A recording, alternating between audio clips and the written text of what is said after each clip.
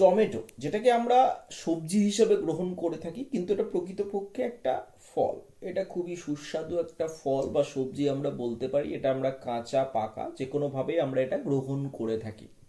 তো এর উপকারিতা নিয়ে আজকের এই ভিডিওতে কথা বলবো। প্রথমত, এটা আমাদের শরীরে ক্যান্সারকে প্রতিরোধ করে।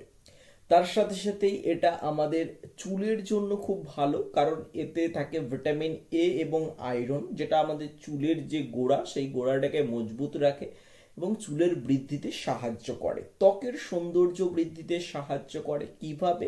কারণ এতে ভিটামিন সি থাকে এবং অ্যান্টি অক্সিডেন্ট থাকে, যেটা আমাদের স্কিনের গ্লো দেয় বা উজ্জ্বলতা বাড়াতে সাহায্য করে এবং বয়সের ছাপ কমাতে সাহায্য করে।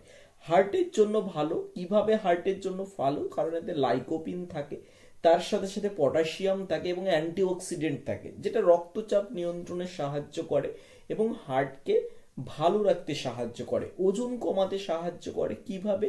কারণ এতে ডায়েটারি ফাইবার রয়েছে।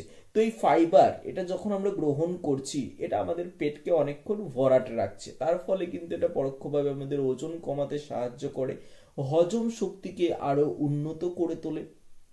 এগুলো হচ্ছে টমেটো খাওয়ার উপকারিতা। তা অবশ্যই আমরা ডেইলি না হোক অন্তত সপ্তাহে 3-4 দিন টমেটো, পাকা বা কাঁচা, এই টমেটো আমরা গ্রহণ করব। ওকে, থ্যাংক ইউ।